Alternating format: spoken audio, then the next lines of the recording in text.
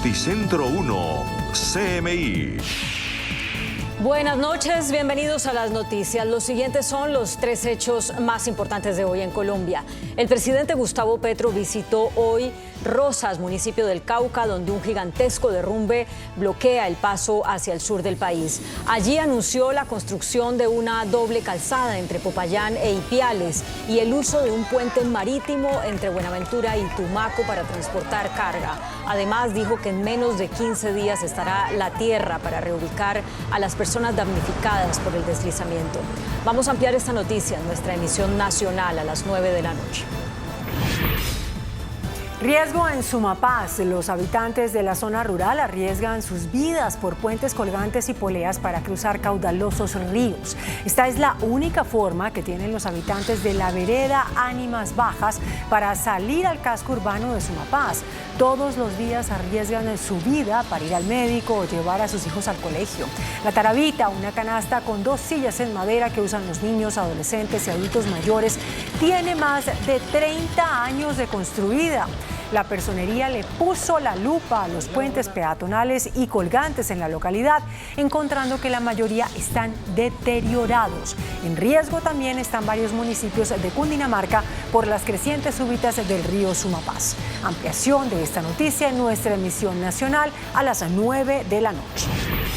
La Organización de Derechos Humanos Human Rights Watch presentó su informe anual relacionado con la violencia. Dice esta ONG que el país tiene graves índices de violación a los derechos humanos generados por grupos armados, especialmente por las disidencias de las FARC y por el ELN. El informe da cuenta de que en 2022 hubo 80 masacres, 200 líderes sociales fueron asesinados, 80.000 personas desplazadas y 120.000 confinadas. Ampliaremos esta noticia en nuestra emisión nacional a las 9 de la noche. Las siguientes son las noticias más importantes del mundo hoy. Golpe judicial para el presidente Joe Biden. Designan un fiscal especial para investigar por qué había documentos clasificados en su casa de la época en que fue vicepresidente de Obama. Los republicanos piden un juicio para Biden por tener documentos clasificados en residencia personal y en su oficina. Biden asegura que cooperará al máximo con la justicia, mientras aumenta la presión en su contra de cara a las elecciones presidenciales. Cae la inflación en Estados Unidos. Cierra 2022 en 6.5%. La Organización Mundial de la Salud advierte que el COVID no va a desaparecer. Histórica demanda. La ciudad de Seattle demanda a las plataformas digitales como Facebook y TikTok por provocar una crisis de salud mental en los jóvenes de Estados Unidos. Human Rights Watch denuncia abusos aberrantes a los derechos humanos en Latinoamérica. Autoridades de España confirman que mujer colombiana fue decapitada en Marbella. Rusia activa una misión espacial de emergencia para rescatar a sus cosmonautas atrapados en la Estación Espacial Internacional. Con Claudia Palacios y Margarita Ortega. Fue nombrado en Estados Unidos un fiscal especial para investigar el caso de los documentos clasificados de la administración Obama hallados en una antigua oficina y en una residencia privada del presidente Joe Biden, quien asegura que cooperará completamente con la justicia. Entre tanto, la mayoría republicana en la Cámara de Representantes ha pedido una investigación legislativa. Destinado a sofocar cualquier sospecha de favoritismo hacia el presidente Joe Biden, que afirma que actuó por inadvertencia, el Departamento de Justicia nombró a un fiscal independiente para investigar sobre los documentos clasificados hallados en una antigua oficina y en una residencia privada de Joe Biden. A quien se le encomendó esta nueva misión fue a Robert Hart, un exfiscal federal que ha tratado tanto delitos de pandillas y narcotráfico como casos de corrupción y fraude. Y con este nombramiento, el departamento asegura poner de manifiesto su compromiso con la independencia del Poder Judicial en casos particularmente delicados y tomar decisiones guiadas únicamente por los hechos y la ley. Horas antes, la Casa Blanca confirmó la existencia de un segundo lote de documentos clasificados que datan de cuando Biden era vicepresidente de Barack Obama, los cuales han encendido una fuerte polémica. People know I take classified documents and classified materials seriously. I also said we're cooperating fully and completely with the Justice Department's review. As part of that process, my lawyers reviewed other places where documents from my time as vice president were stored, and they finished the review last night. Mientras que el líder republicano y actual cabeza de la Cámara de Representantes, Kevin McCarthy, pidió al Congreso de Estados Unidos que abra una investigación advirtiendo que se trata de un nuevo paso en falso de la administración Biden. Entre tanto, también en Estados Unidos la inflación cayó en diciembre a 6,5%, su nivel más bajo en más de un año, y consolida una tendencia de 6 meses consecutivos de bajas, una señal de que la peor racha de inflación en 4 décadas está disminuyendo gradualmente. Estados Unidos comienza a ganarle la batalla a la inflación cuando parecen empezar a surtir efecto las agresivas subidas de tipos de interés de la Reserva Federal que han enfriado la demanda, sumado a un descenso de los precios del petróleo en los mercados internacionales. La inflación en el país norteamericano cerró 2022 en el 6,5%, según el dato de diciembre publicado por la Oficina de Estadísticas Laborales estadounidense, que significó la sexta caída consecutiva en la tasa interanual que llevó al índice de precios al consumo a su mínimo desde octubre de 2021. Y si se comparan los precios mes sobre mes, las cifras muestran incluso un descenso de 0,1% por primera vez desde que la pandemia se instaló en Estados Unidos hace casi 3 años. Por lo que el nuevo dato también es un respiro para el presidente Joe Biden, cuya popularidad se ha visto especialmente dañada por las subidas de precios. Even though inflation is high in major economies around the world, it's coming down in America month after month, giving families some real breathing room. And the big reason is falling gas prices. My administration took action to get oil onto the market and bring down prices. Los datos además parecen indicar que la peor racha de inflación en 4 décadas está disminuyendo gradualmente, aunque la Fed no espera que esta se ralentice lo suficiente como para acercarse a su objetivo del 2% en 2024, y lo más probable es que vuelva a subir los tipos al menos en 1/4 punto en su próxima reunión a finales de este mes. El mismo presidente Biden advierte que aunque la inflación va claramente en la dirección correcta, aún queda trabajo por hacer. La Organización Mundial de la Salud hizo un urgente llamado al mundo para retomar el uso del tapabocas en los entornos de alto riesgo, porque el COVID no va a desaparecer. Un día después de que el director de la OMS pidiera a los países que sigan secuenciando el nuevo coronavirus y realizando pruebas a la población porque el virus no va a desaparecer, hoy el organismo hizo un llamado a retomar el uso del tapabocas a nivel global en entornos de alto riesgo, entre los que se destacan vuelos de larga distancia, pero también en regiones en las que haya aumento de contagios de coronavirus.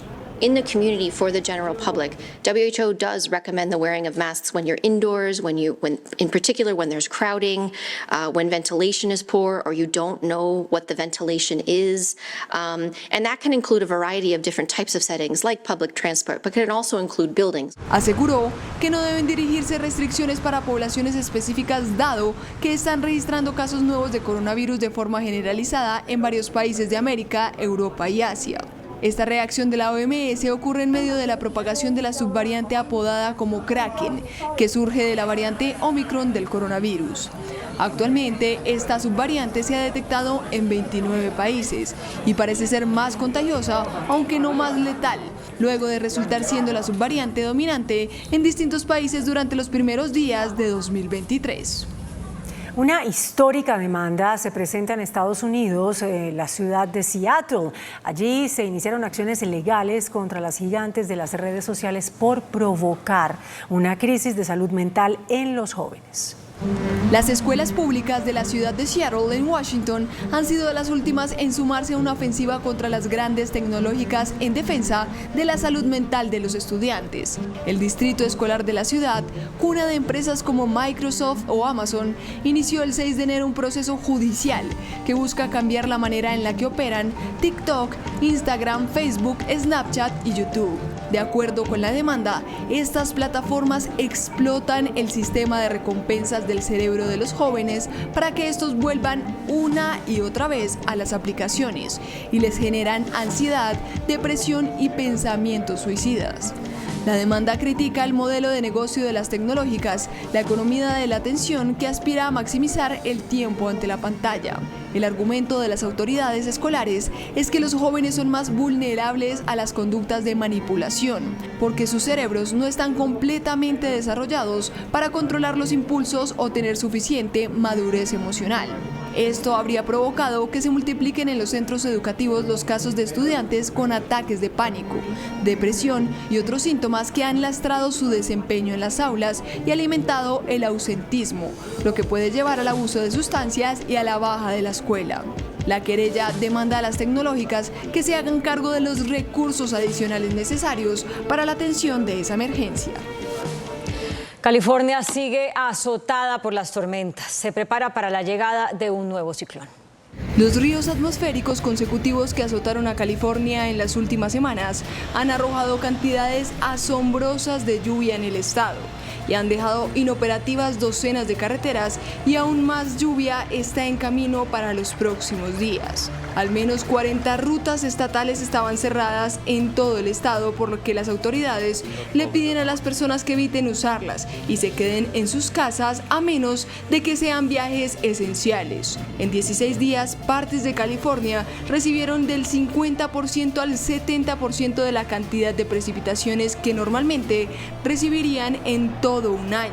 Al menos 18 personas han muerto en las tormentas en las últimas 2 semanas, cuando el diluvio inundó calles y derribó árboles, entre otros peligros. La serie de sistemas de tormentas ha resultado en ríos crecidos, calles inundadas, socavones, carreteras derrumbadas, casas dañadas, aguas residuales a borbotones y obligando a miles de personas a huir de sus hogares.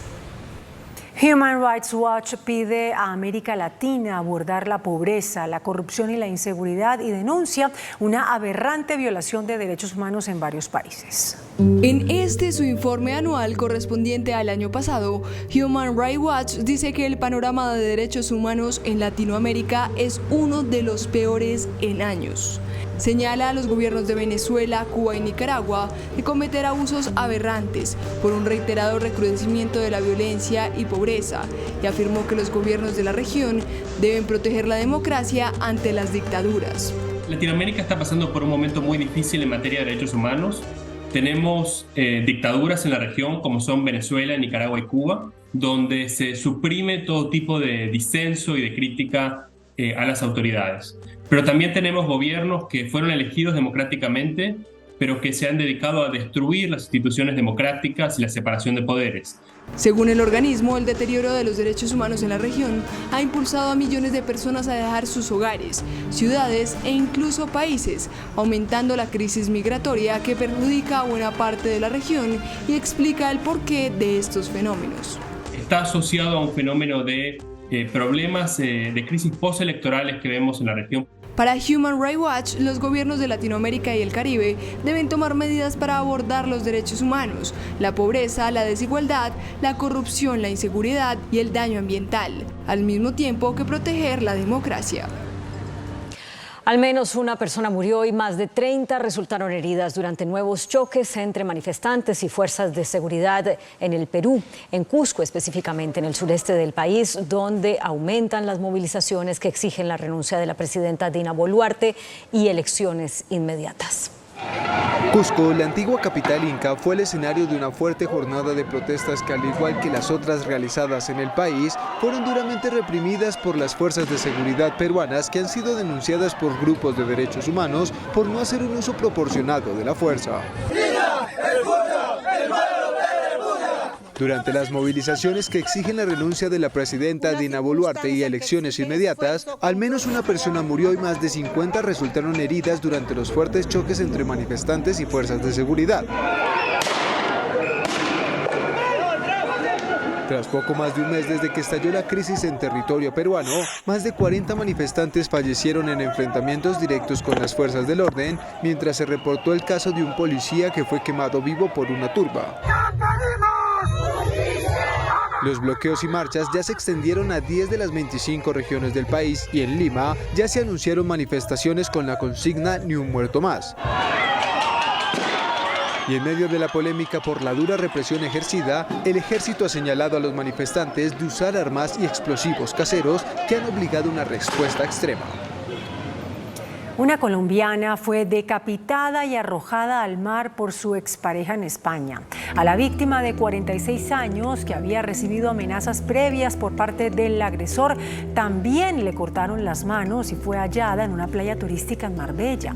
El agresor de 45 años ya fue condenado a prisión y un amigo que actuó como cómplice está arrestado. Con esta muerte son 5 las mujeres asesinadas por sus parejas o exparejas en España en lo que va de 2023. El ejército de Ucrania libra una feroz batalla contra las tropas rusas para mantener el control de la pequeña ciudad Soledar, localizada en el este del país. Kiev ha reconocido que la situación es difícil, dado que el Kremlin busca tomar esa ciudad a toda costa. Los combates más feroces y más intensos continúan en la zona de Soledar y a pesar de la difícil situación, los soldados ucranianos están luchando sin descanso. Así lo informaron las autoridades de Kiev, que aseguran que no desisten en sus esfuerzos para evitar que las fuerzas rusas, compuestas sobre todo de mercenarios del grupo paramilitar Wagner, se hagan con el control de esta pequeña localidad localizada en el este de Ucrania, donde el conflicto se ha enquistado debido a que su caída significaría una simbólica victoria militar para Moscú después de los reveses sufridos por sus tropas desde septiembre. Y aunque el grupo Wagner anunció la toma de esta pequeña localidad, la información fue desmentida por Ucrania, que asegura que los rusos aún intentan sin éxito romper la defensa ucraniana y capturar completamente la ciudad. Moscú busca revertir el curso del conflicto y de hecho el mismo presidente Vladimir Putin admitió que la situación en Ucrania es difícil y nombró un nuevo comandante para dirigir la ofensiva, mientras la exrepública soviética está reforzando sus posiciones en Kiev, la capital del país, ante la posibilidad de que Moscú lance nuevamente una ofensiva terrestre desde Bielorrusia. Rusia activa una misión de rescate de los cosmonautas atrapados en la Estación Espacial Internacional tras detectarse una fuga en el sistema de refrigeración de la nave Soyuz MS-22. La NASA y la agencia rusa Roscosmos han estado valorando opciones para rescatar a los cosmonautas que debían regresar a la Tierra. Por eso anunciaron que lanzarán una nueva nave el próximo 20 de febrero con un plan de emergencia para traerlos de vuelta. George Ganswein, el más cercano colaborador de Benedicto XVI, publicó su esperado libro en el que aborda el entorno y algunas tensiones que marcaron la cohabitación entre el fallecido Papa Emérito y su sucesor, Francisco. Ganswein, quien fue secretario particular de Joseph Ratzinger desde 2003, no escatimó en cuestionamientos hacia el actual líder de la Iglesia Católica. Asegura que Francisco rompió el corazón de su predecesor, especialmente después de que éste se pronunciara a favor del mantenimiento del celibato de los sacerdotes en 2020, momento en el que, según el sumo pontífice privó a Benedicto de sus funciones ejecutivas de prefecto de la Casa Pontificia de la Santa Sede. Presentan en Estados Unidos el C8, el barco volador que revoluciona la navegación y ayuda al medio ambiente. La Feria Tecnológica CES de Las Vegas presentó el C8, un barco volador. La compañía sueca Candela da un paso hacia la electrificación del sector marino con el vuelo inaugural de una lancha eléctrica de hidroala capaz de alcanzar velocidades de hasta 30 nudos y recorrer 50 millas náuticas con cada carga de su batería. El objetivo no es otro que reducir el rozamiento del agua, y una razón principal para la llegada de los barcos eléctricos es ambiental. La velocidad de despegue del C8 es de 16 nudos, es decir, 29,6 kilómetros por hora. A partir de ahí se eleva hasta que nada más tocan el agua 3 puntales de carbono. Su precio inicial es elevado, 290.000 euros, pero a cambio promete múltiples beneficios. Ofrece un ahorro considerable en combustible y mantenimiento durante toda su vida útil. Mientras que muchos motores marinos de combustión interna requieren pasar por taller cada 100 horas de funcionamiento o menos, este puede funcionar durante 4.000 horas sin necesidad de supervisión. Noticentro 1, CMI. Medidas especiales para enfrentar emergencia por derrumbe en Rosas, Cauca. Presidente Petro anuncia construcción de doble calzada entre Popayán y Piales. Habilitarán puente marítimo entre Buenaventura y Tumaco para transportar miles de toneladas de carga represadas. Gobierno comprará en menos de 15 días Hacienda para reubicar a los damnificados. Alerta en Nariño por peligro de emergencia sanitaria. Se agota la gasolina para los camiones recolectores de basura. Inundaciones en 8 barrios de Villavicencio dejan fuertes lluvias. Alerta por creciente súbita en el río Sumapaz en Cundinamarca. Otro suboficial del ejército secuestrado por disidencias. Carta de ex jefe de las FARC, Rodrigo Londoño, a comandante del ELN, Antonio García. Violencia en Colombia tiende a empeorar, advierte Human Rights Watch. Menores habrían muerto en combates entre disidencias y el ELN en Arauca. Menores reclutados por las antiguas FARC deben ser reconocidos como víctimas, dice la JEP. Revelan las 5 bases del proyecto de reforma a la salud. Tenderos representarán al presidente en las juntas directivas de las cámaras de comercio. Con Claudia Palacios y Margarita Ortega. Iniciamos nuestra segunda hora de noticias. El presidente Gustavo Petro visitó Rosas, municipio del Cauca, en donde un gigantesco derrumbe destruyó el paso por la vía panamericana y dejó a cientos de personas damnificadas.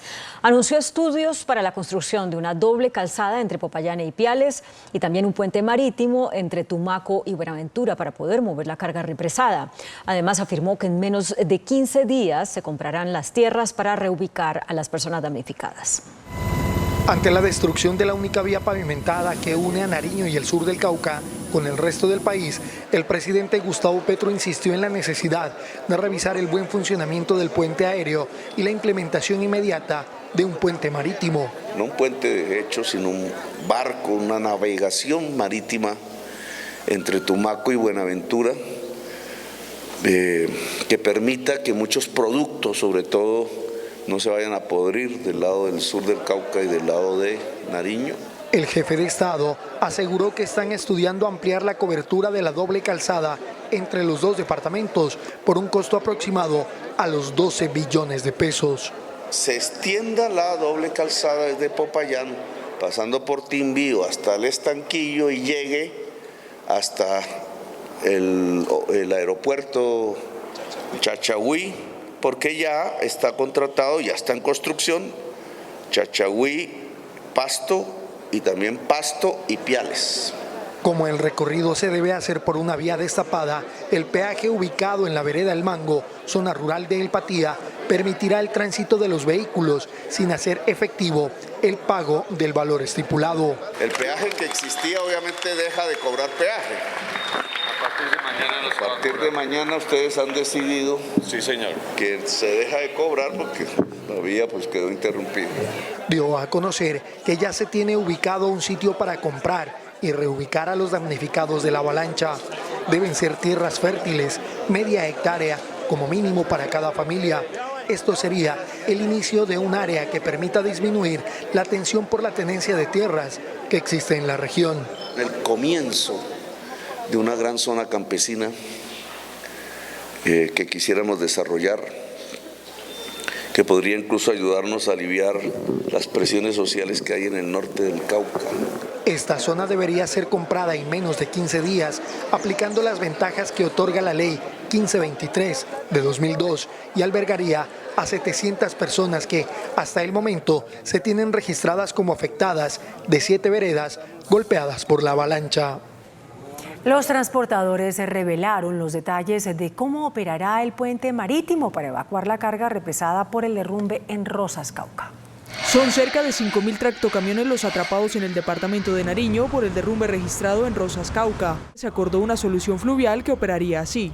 Desde el puerto de Tumaco, Buenaventura, establecieron una especie de puente, son 250 kilómetros, las motonaves pueden estar haciendo ese desplazamiento más o menos en unas 5 o 6 horas, para sacar no solamente los vehículos que quedaron encerrados, sino poder llevar a Nariño todos estos elementos que en un momento dado pueden ser necesitados, con motonaves que pueden llegar a estar ancladas en Cartagena o en Santa Marta para poder iniciar esta situación. La materialización de esta iniciativa frenaría el incremento que se registra desde ya en los alimentos transportados desde y hacia el suroccidente colombiano. Costaba más o menos 1.200.000 pesos.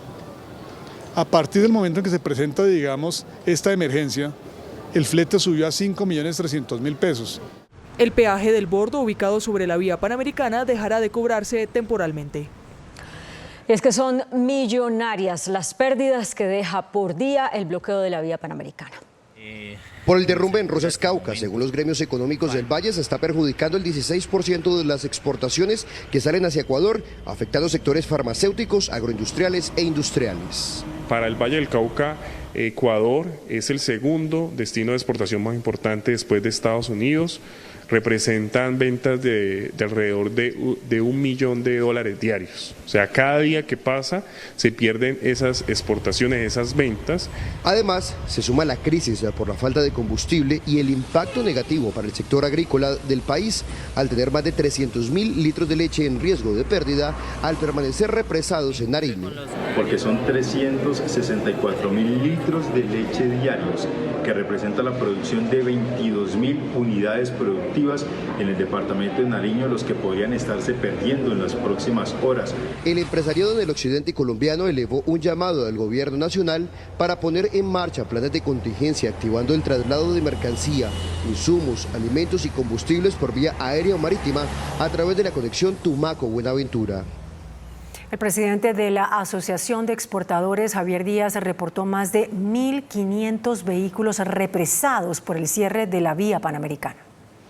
La emergencia en el departamento del Cauca ya empieza a afectar al comercio exterior, sobre todo en el intercambio de productos entre Colombia y Ecuador. Hasta el momento se reportan 1.500 vehículos represados en el occidente del país. Se pide acuerdos binacionales para buscar salidas a través del transporte marítimo. Se requiere un acuerdo entre los gobiernos de Colombia y de Ecuador para facilitar esas operaciones de cabotaje marítimo que permitan mover rápidamente esos cargamentos, llevar nuestras manufacturas, pero traer también materias primas que se compran en el Ecuador y que son necesarias para la producción de bienes aquí en Colombia. El dirigente señaló que no hay opciones por carretera a un problema que genera más de 500.000 millones de pesos en pérdidas. Nosotros le vendemos más de 1.000 millones de dólares en manufacturas al vecino país. Como le digo, es nuestro principal socio comercial. Después de que Venezuela se fue de la comunidad andina, Ecuador es el principal mercado en la región para esos productos con valor agregado. Entonces es un socio muy importante. Se espera la pronta actuación del gobierno nacional. La escasez de gasolina en Nariño podría llevar a una emergencia sanitaria en ese departamento. No hay mucho combustible para los camiones recolectores de basura. La situación del departamento de Nariño es preocupante, puesto que son diferentes los frentes que se han afectado por el cierre de la vía panamericana sobre el sector de Rosas en el departamento del Cauca. Entre las preocupaciones de diferentes sectores se encontraría la declaración a futuro de una emergencia sanitaria por la no prestación del servicio de recolección de basuras por la escasez de combustible. La empresa responsable de esta tarea recoge diariamente 450 toneladas de desechos y entre 45 y 50 toneladas de residuos hospitalarios al mes. Que la no prestación del mismo nos puede llevar a una emergencia sanitaria, entonces, dadas las condiciones que tenemos en este momento, tenemos dos preocupaciones desde la empresa metropolitana de aseo. Una de ellas tiene que ver con el abastecimiento de combustible y de igual manera también tenemos una preocupación bastante fuerte que tiene que ver con los residuos hospitalarios. Por otra parte, en la instalación del Comité de Emergencia Económica Empresarial se trataron las pérdidas en los diferentes sectores. En el caso de los transportadores, representaría entre 6.000 y 7.000 millones de pesos diarios, con los más de 12.000 camiones, sumado a las limitaciones que tienen por la falta de vías alternas, así como las amenazas que este gremio recibió por parte de los pares ecuatorianos. Se suman otros sectores económicos a esta difícil situación. Los camioneros, el gremio de camioneros del Ecuador, han enviado unas amenazas gravísimas en contra de los transportadores colombianos si llegásemos a pasar por territorio de ellos. El día de anoche pasaron unas tractomulas, las dañaron y con ayuda de la fuerza pública ya las detuvieron y siguen detenidas. Empresas avícolas porque están en producción y no paran, las cosechas de papa, alberja y demás que tienen que sacar producto, todo el esquema del sistema lácteo, la leche en producción tiene que salir del departamento. Las proyecciones en cuanto a la prestación del servicio de GLP también se verían estarían afectados en el sur del Cauca, Alto Putumayo y el departamento de Nariño. En Villavicencio, las fuertes lluvias provocaron inundaciones en 8 barrios. En Villavicencio, las primeras lluvias del año provocaron el desbordamiento de los ríos Guayurío y Ocoa, afectando 8 barrios de la ciudad. Tenemos un consolidado de 15 puntos críticos en 8 barrios de la ciudad de Villavicencio, más de 70 familias damnificadas, 4 viviendas destruidas y 5 familias damnificadas. Las familias damnificadas perdieron la mayoría de sus enseres. Más de 1 metro de altura, dañó las camas, nevera, todo se entró. Alcanzé a sacar las cosas y están ahí pues para que no se llevara eso, porque ahí yo tenía mis cosas. El IDEAM pidió a los habitantes estar pendientes, pues se prevén más lluvias en la región. Y en máxima alerta están varios municipios de Cundinamarca debido a las crecientes súbitas del río Sumapaz. Arriesgando su vida. Esta es la única forma que tienen de cruzar de una vereda a otra en la localidad de Sumapaz. Los habitantes de la zona rural viven un verdadero drama para ir al médico o llevar a sus hijos al colegio. Unas crecientes bravas, si uno pasa por la taravita y alcanza a golpear el agua a la taravita. La taravita, esta canasta con 2 sillas de madera que usan niños, niñas y adultos mayores, tiene más de 30 años de construida y atraviesa un caudaloso y peligroso río. Tengo a mi mamá discapacitada. Cuando ella se enferma, toca conseguir 13 o 14 personas para poderla bajar. La personería le puso la lupa a los puentes peatonales y colgantes en la localidad de Sumapaz. La personería estará muy atenta a este mantenimiento, dado que no se encuentran en buen estado. En riesgo también están varios municipios de Cundinamarca por las crecientes súbitas en el río Sumapaz. Tenemos en máxima preparación y alerta los municipios de Fusagasugá, Cabrera y Pandi, asimismo Melgar. 12 municipios están afectados por las lluvias en Cundinamarca, 5 de ellos están en alerta roja. En Bogotá, más de 20 familias tendrán que evacuar ante el riesgo de remoción de tierra en la localidad de Usaquén. La montaña ya se llevó un muro de contención. Inminente riesgo en Usaquén. Esta montaña sigue cediendo, poniendo en peligro a cerca de 20 viviendas ubicadas en el barrio Santa Cecilia. No podemos dormir, nos tocó acá trasnocharnos, de todas maneras sigue ¿a qué hora se va todo esto? Ninguna entidad se ha pronunciado. Ante la inestabilidad del terreno, el distrito ordenó la evacuación de 23 familias. Ahorita dice, no, váyanse, les damos 700.000 pesos o 2 meses de arriendo y tal luego. ¿Y pierdan sus casas? No. Los habitantes atribuyen la emergencia a una obra mal ejecutada por la Secretaría de Hábitat. La pavimentación de su cuadra terminó convirtiéndose en una pesadilla. Desde octubre, que aquí está la fecha, octubre 27 del 2020, que esto a futuro iba a presentar una remoción en masa, porque las escalinatas empezaron a presentar separación antes de que el consorcio entregara la obra. Nosotros fuimos informados a mediados del año 2022 y una vez fuimos informados, se inició todo el trámite para que la interventoría y la aseguradora respondiera. El temor de los habitantes es que continúen las lluvias, que según el distrito se mantendrán hasta febrero. En el departamento de Bolívar hubo otro secuestro de un suboficial del ejército. Las fuerzas militares responsabilizaron de este hecho a las disidencias de las FARC. En el departamento de Bolívar, específicamente en el municipio de Santa Rosa del Sur, fue secuestrado el soldado profesional Luis Domingo Morelos González cuando se encontraba de permiso. En menos de 48 horas ya son 2 los militares secuestrados por las disidencias de las FARC. Rechazamos vehementemente el secuestro en estado de indefensión de nuestros 2 militares por parte de estructuras de las disidencias de la FARC. Hemos interpuesto las denuncias ante las autoridades competentes, porque esta acción criminal es una flagrante violación a los derechos humanos e infracción al derecho internacional humanitario. Luego de conocerse del secuestro de Morelos, fue divulgado este video, donde el militar confirma que está en manos de las disidencias. En este momento me encuentro detenido por la FARC. Y pues sí, en el momento me han tratado de la mejor forma. Han sido respetuosos conmigo, me respetaron la vida después que traté de huir. Y pues se portaron de la mejor forma, aunque traté de huir, no me hicieron daño, ni me han golpeado, ni me han maltratado. Como pueden darse cuenta, estoy de la mejor manera en salud. Y sí, yo soy del batallón de selva número 48 de Santa Rosa Sur de Bolívar, comandante del batallón y coronel Beltrán. El ejército exigió que se respete su vida y que lo dejen en libertad. Golpe a las disidencias en Nariño. Las autoridades capturaron a 16 integrantes de esa agrupación y recuperaron un menor de edad.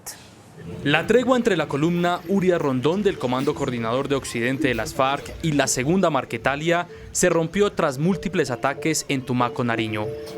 Ante la crítica situación de orden público, tuvieron que intervenir las fuerzas militares. En una primera operación en el municipio de Roberto Payán, en Nariño, recuperaron a un menor de edad y capturaron a 16 integrantes del bloque occidental Alfonso Cano. Entre los cuales varios explosivos que, según la inteligencia militar, sería para atentar en contra de la población civil y generar confrontaciones con otras estructuras dedicadas al narcotráfico. En una segunda operación en el municipio Olaya Herrera, el ejército logró el sometimiento a la justicia de otras 3 personas. Durante las operaciones fue incautado un fusil, una escopeta, un mortero, 2 granadas, 8 artefactos explosivos improvisados sin explosionar. Las fuerzas militares se comprometieron en fortalecer los esfuerzos para la protección de la vida de las comunidades que habitan en esta importante región del país. Fue revelado un informe oficial sobre el trágico resultado de los combates entre el ELN y las disidencias de las FARC en Arauca. Se han recuperado 12 cuerpos, algunos de los cuales serían de menores de edad. Las autoridades confirmaron que fueron 12 los guerrilleros que murieron en el departamento de Arauca tras combates entre el ELN y las disidencias de las FARC. Lo más grave es que entre los asesinados hay menores de edad.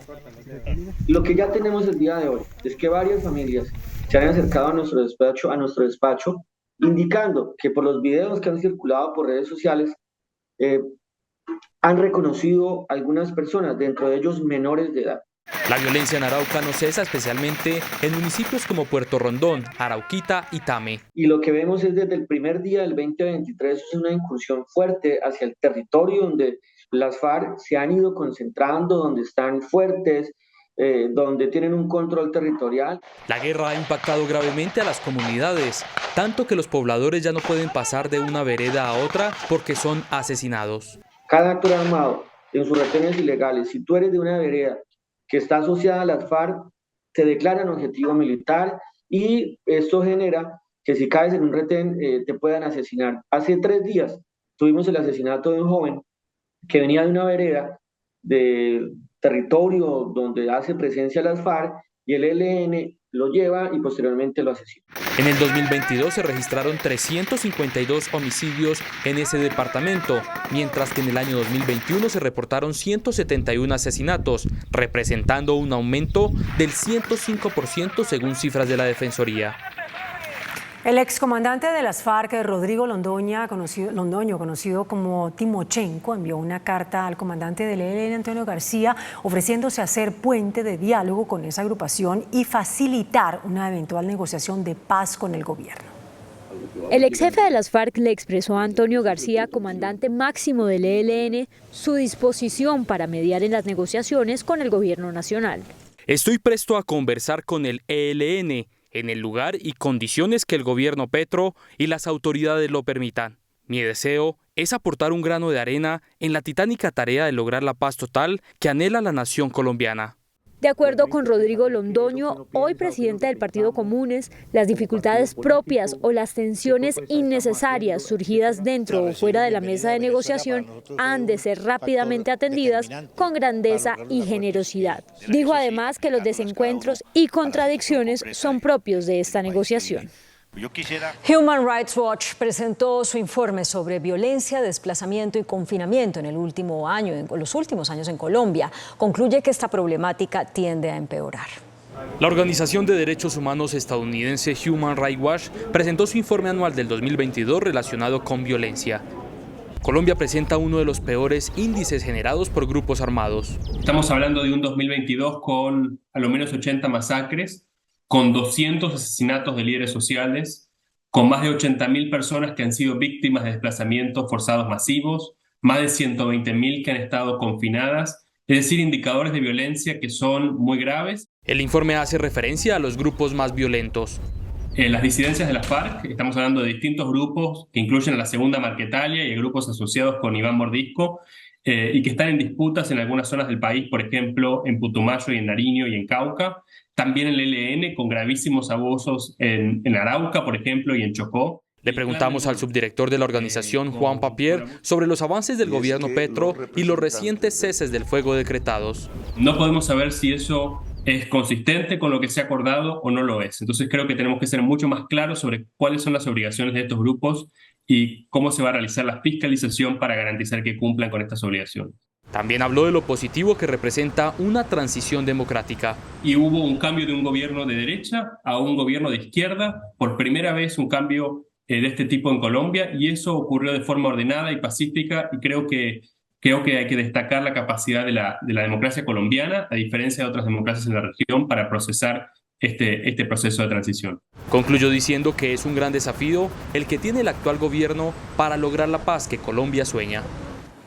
La juez 28 de conocimiento de Bogotá se abstuvo de estudiar la libertad de 3 integrantes de la primera línea designados por el gobierno como voceros de paz. La funcionaria argumentó que no es competente para resolver la solicitud elevada por el comisionado de paz Danilo Rueda y dijo que el gobierno debe presentar la petición ante un juez de garantías. La Jurisdicción Especial para la Paz ordenó al gobierno que emita una declaración pública en la que reconozca la calidad de víctimas de todos los menores de edad reclutados por las FARC.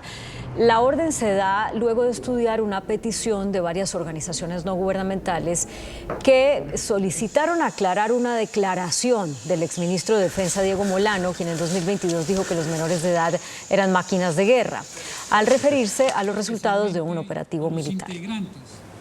Cerca de 30.000 armas usadas por grupos delincuenciales y que han sido decomisadas fueron fundidas hoy. El acero obtenido será usado para la construcción de viviendas. El Estado Mayor Conjunto de las Fuerzas Militares entregó a la empresa Gerdau Diaco 28.991 armas de fuego que se transformarán en acero para construcción. Estas armas han surtido un proceso fruto del trabajo que Comanota inicia con la labor de un policía, de un soldado, en todo el territorio nacional y que con la participación de la Fiscalía General de la Nación y de la Judicatura hoy llegan a un proceso en que se van a destruir definitivamente. En esta siderúrgica desde el año 2018 se han fundido cerca de 190.000 armas. De este acero resultante, un porcentaje es donado para construcción de vivienda de interés social. Parte do que producimos a partir de estas armas, nosotros destinamos para estas viviendas, construcción de estas viviendas. Es un trabajo que es hecho junto con las alcaldías locales. Las comunidades beneficiadas con este proceso están ubicadas en los municipios de Tuta y Sotaquirá, en el departamento de Boyacá, jurisdicción de la empresa siderúrgica. La Procuraduría abrió una investigación a 6 funcionarios de la Unidad Nacional de Protección por presuntos actos de corrupción. La Procuraduría adelantó una inspección en la sede de la Unidad Nacional de Protección como parte de las 3 líneas de investigación que adelanta esa entidad por presuntas irregularidades en el manejo de esa dependencia del Gobierno Nacional. La primera indagación está relacionada con la narcocamioneta adscrita a la UNP y al esquema de protección de Ronald Rodríguez, ex subdirector de la entidad. En esa línea, la Procuraduría indaga si existe una red de narcotráfico con vehículos oficiales. En un segundo proceso, el Ministerio Público investiga la contratación de vehículos sin las condiciones de blindaje y que estaban destinados para la protección de líderes sociales. Allí aparece nuevamente el nombre de Ronald Rodríguez como indagado. Y un tercer proceso está relacionado con el pago de comisiones al parecer irregulares para incluir vehículos de la UNP y para gestionar traslados en la entidad. Ahí aparece mencionado el jefe de uno de los sindicatos. La familia del asesinado ex candidato presidencial Carlos Pizarro le solicitará a la Fiscalía vincular al exdirector del DAS Miguel Maza Márquez a la investigación por el homicidio. En noviembre del año pasado, Noticentro 1 CMI denunció que el fiscal que adelantaba la investigación por el crimen de Carlos Pizarro fue trasladado al Chocó, frenando el caso por el homicidio del líder político. Tras la denuncia, las víctimas fueron notificadas esta semana que el fiscal del caso retomará el proceso y se creará una unidad especial para investigar el crimen. Todavía nosotros no lo vemos como un logro completo porque esta decisión tiene bastantes dificultades. La primera dificultad es que el fiscal que reasume el caso realmente lo tome desde donde él lo dejó, con 2 años perdidos de investigación. Entre las nuevas pruebas, la familia Pizarro solicitará la declaración del ex jefe paramilitar alias Don Berna, quien tendría información sobre el homicidio. Pruebas de algunos paramilitares que hoy por hoy han manifestado su interés en aportar a la verdad, y en todo este camino uno de ellos ha sido don Berna, quien ha manifestado su interés por este esfuerzo de la paz total y posiblemente nos dé más información de lo que en algún momento por allá en el 2012 él había manifestado. También solicitarán que el exdirector del DAS, Miguel Maza Márquez, sea vinculado formalmente al proceso. La Corte Suprema de Justicia condenó a 8 años de cárcel al excongresista José Roberto Herrera por liderar una red de corrupción utilizando contratos regionales. 8 años de cárcel y una multa cercana a los 10.000 millones de pesos tendrá que pagar el excongresista Roberto José Herrera por liderar una red de corrupción que ofrecía contratos en entidades estatales como el Envías, FONADE, Coldeportes y el Ministerio de Vivienda a cambio de coimas. Los contratistas retribuyeron económicamente a Herrera a través de 3 modalidades: entregándole dinero en efectivo, comprando bienes a su favor o cubriendo sus deudas. La Corte dijo que se pagaron por contratos en los municipios de Salamina, El Piñón, Pibijay, Guamal, Cerro de San Antonio y Santa Bárbara de Pinto. Ejercer su poder e influencia derivada de su condición de congresista para obtener los recursos que permitieran financiar proyectos de infraestructura. El presidente Gustavo Petro ya tiene en sus manos el proyecto de la reforma a la salud. La iniciativa sería radicada a finales de febrero para su trámite en el Congreso. Centrales y autoridades de salud coinciden en que las entidades privadas no deben seguir manejando recursos públicos del sector. Estos fueron los puntos tratados en el encuentro entre sindicatos y ministerios de Trabajo y Salud. La eliminación de la intermediación financiera, la eliminación de la intermediación de las EPS. Segundo, la formalización laboral del 80% de los trabajadores y trabajadoras de la salud. Tercero, que la nueva ley debe hacer énfasis en la prevención de salud y no en la curación. Para el manejo transparente de los recursos también se habla de una transformación de la Superintendencia de Salud. La reforma que liderará la ministra Carolina Corcho se presentará en las sesiones extras del Congreso. Para que sea tramitada antes de las sesiones ordinarias del 16 de marzo, y la reforma laboral y pensional que viene siendo discutida de forma tripartita en el Ministerio de Trabajo, va a ser presentada el 16 de marzo. El superintendente de subsidio familiar también participó del encuentro. Hoy se puso en marcha el plan de choque para reducir las tasas de interés de créditos educativos para jóvenes graduados que financiaron sus carreras con el ICETEX. La tasa de interés de los créditos de 130.000 jóvenes graduados se medirá así: el valor del IPC, que es de 13.12% más un 3%, y para quienes tienen un buen comportamiento de pago será el IPC más 2%. Al beneficio se aplica automáticamente sin necesidad de procedimientos. Con este auxilio de esa cuota lo que va a pasar es que baja unos 6.000 pesos o en su defecto, si está al 3%, solo sube 10.000. ¿Qué pasa con esto? De no hacerlo, ese crédito de 800 podría llegar hasta 1 millón. En el anuncio, el ministro de Educación agregó que para seguir la línea de educación de calidad se trabaja en una pensión anticipada de docentes. Es completamente voluntario. A nadie se le va a forzar, se respeta la dignidad de quienes han trabajado y les han entregado la vida a la educación, pero como es voluntario le puede permitir a esos maestros y maestras unas trayectorias de vida que tengan que ver más con sus intereses. Para el segundo semestre de 2023 también se presentará una reforma al ICETEX. El senador Jonathan Pulido Hernández, más conocido como JP Hernández, perteneciente a la Alianza Verde, partido de la coalición de gobierno, lanzó un fuerte ataque al presidente Gustavo Petro y al senador Roy Barreras, a quienes calificó de clientelistas y politiqueros por defender las listas cerradas en la reforma política. El presidente Gustavo Petro salió hoy en defensa de las listas cerradas para candidatos a corporaciones públicas que contemplan la reforma política, a la que se opone el partido Alianza Verde. Las listas abiertas sirven para hacer el clientelismo que ha llevado a la corrupción política. La lista cerrada puede crear verdaderos proyectos colectivos donde la sociedad influya con eficacia en el Estado y sus leyes, dijo el mandatario. El senador JP Hernández, en declaraciones a Noticentro 1 CMI, respondió con dureza al presidente Petro. Clientelismo, lo que se está viendo en el Congreso por parte y desde el gobierno nacional, desde el mismo presidente Gustavo Petro. No lo digo yo, lo dice uno de los senadores que perteneció a ese pacto histórico, que manifiesta cómo entregando ministerios, entregando mermelada, han logrado aprobar las reformas que hasta el momento se han aprobado. J.P. Hernández también aseguró que el presidente del Congreso, Roy Barreras, está chantajeando y amenazando al partido Alianza Verde. Este hombre es un politiquero que tiene sus formas de chantajear sublimemente. J.P. Hernández dijo que otra demostración de que las listas cerradas son fuentes de corrupción es que la lista del pacto histórico eligió a la hermana de un extraditable y a un senador borracho que insulta a la policía.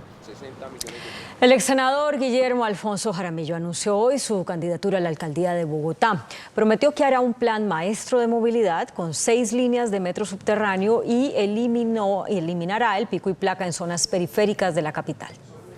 Guillermo Alfonso Jaramillo, nacido en el Líbano, Tolima, es cirujano cardíaco. Ha sido senador de la República, gobernador del Tolima, alcalde de Ibagué y secretario de Salud de Bogotá. Y durante 20 años ha trabajado en política con el hoy presidente Gustavo Petro. Es el primero en anunciar públicamente que se propone llegar a la alcaldía de Bogotá en representación de Colombia Humana. Aquí vamos a hacer el acuerdo, el gran acuerdo por Bogotá, para buscar entre todas y todos solucionar los terribles problemas que tenemos en Bogotá. Asegura que la movilidad de Bogotá debe partir de un plan maestro de movilidad con varias líneas de metro subterráneo. Por lo menos unas 6 líneas que le permitan a Bogotá comenzar a desplazarse sin ninguna dificultad. Jaramillo cree que el pico y placa ya no es solución y propone levantar esa medida en las zonas que no sean de mayor congestión. Sí, en algunas zonas, especialmente en la periferia no se necesitaría y en algunas céntricas lo podemos seguir utilizando, pero desafortunadamente comienza a ser una medida que no está dando el resultado que todos esperábamos. Jaramillo además plantea un programa para que 50.000 jóvenes de zonas vulnerables sean favorecidos con estudios y programas sociales. La alcaldesa de Bogotá, Claudia López, solicitará a la Corte Constitucional una aclaración sobre el fallo que revive las corridas de toros. Aseguró que los escenarios públicos son para honrar la vida y no para matar animales. La alcaldía de Bogotá fue notificada en las últimas horas de la decisión de la Corte Constitucional que ordena el regreso de las corridas de toros a la Plaza La Santa María. La alcaldía de Bogotá ha decidido solicitarle a la Corte Constitucional aclaración sobre el fallo que pretende reabrir la Plaza La Santa María para el espectáculo taurino. El distrito asegura que respeta y acata las decisiones judiciales, aun y cuando no las comparta. No obstante, hay un acuerdo del Consejo vigente que impide la muerte del toro. Nos sumamos también a la solicitud del presidente Gustavo Petro al Congreso de la República para que legisle con prontitud prohibiendo este espectáculo de muerte. Hace 2 años se suspendieron las corridas de toros en Bogotá.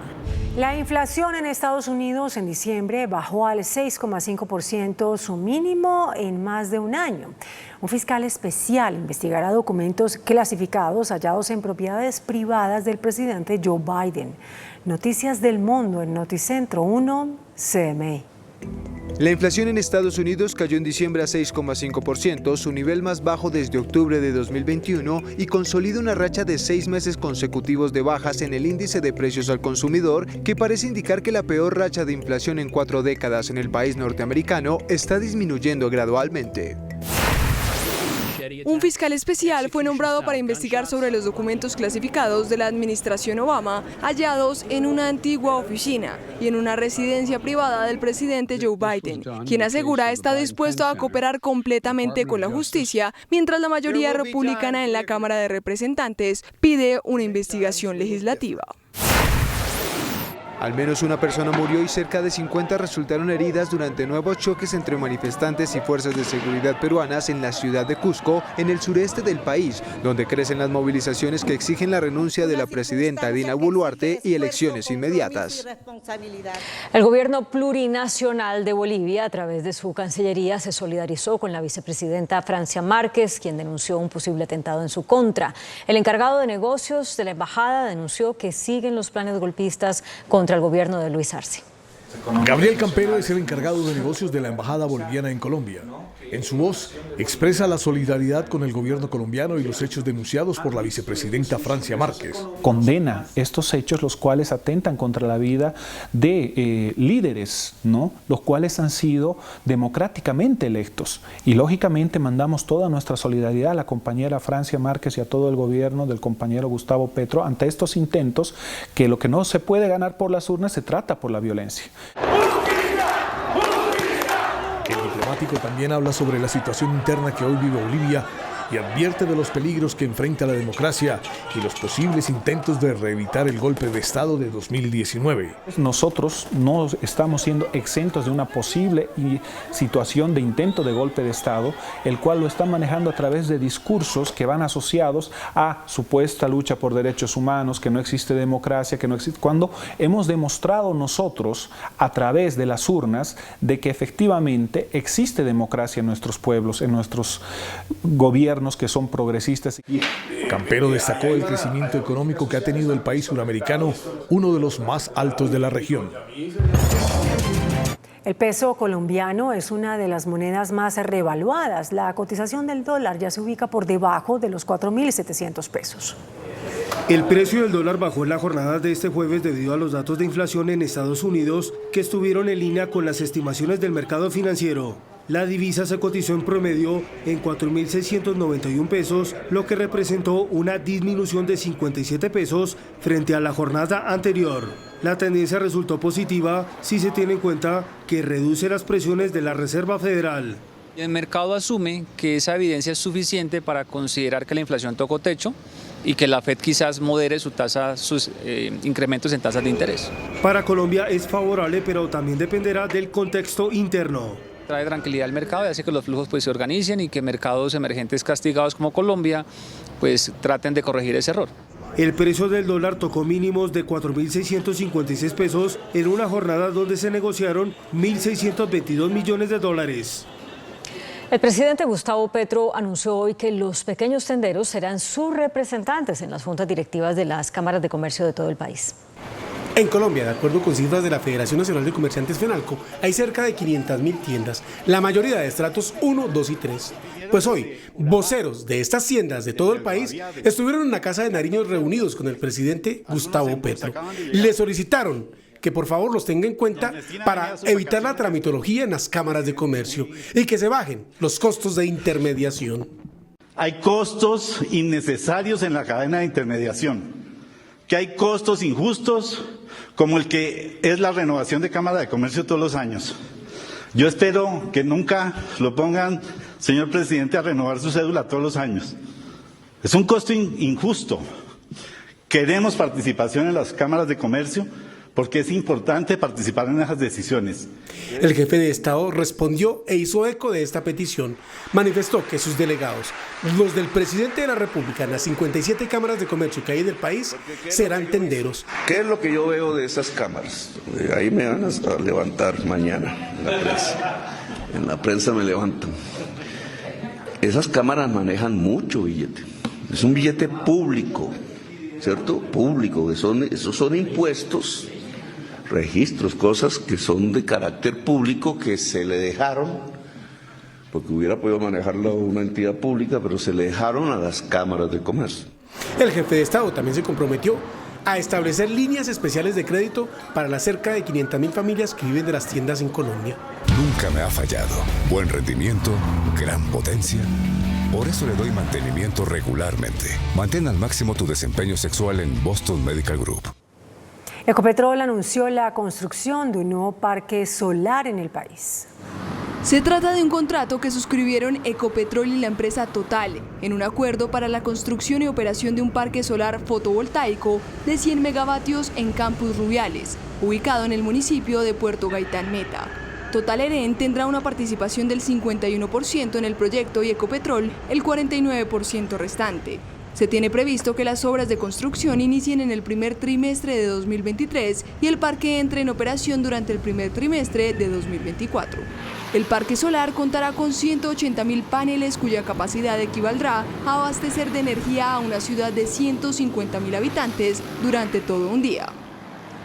El índice de capitalización de la bolsa, que mide el comportamiento de las 20 principales acciones, cerró a la baja. El índice selectivo MSCI Colcap de la Bolsa de Valores de Colombia bajó 0,47% a 1.336 puntos. La acción de Mineros fue la que más subió, con una valorización de 10,58% a 2.300 pesos. La acción preferencial del Banco Da Vivienda fue la que más bajó, con una pérdida de 2,34% a 28.370 pesos. La acción más negociada de la jornada fue la de Ecopetrol, al movilizar más de 38.000 millones de pesos con una variación positiva de 0,75% a 2.687 pesos. El dólar cerró a la baja. Indicadores económicos en Noticentro 1 CMI. La tasa representativa del mercado que regirá para mañana viernes será de 4.692 pesos con 4 centavos. Los profesionales del cambio compran la divisa en promedio en 4.560 pesos y la venden en 4.650 pesos. Un euro cuesta 5.086 pesos con 50 centavos. La libra de café en Nueva York se cotizó a $1 con 49 centavos. El azúcar se transó en 19,60 centavos de dólar la libra. El barril de petróleo WTI se cotizó en $78 con 27 centavos. La referencia Brent para Colombia se cotizó en $83 con 83 centavos. Una acción de Ecopetrol cuesta 2.687 pesos.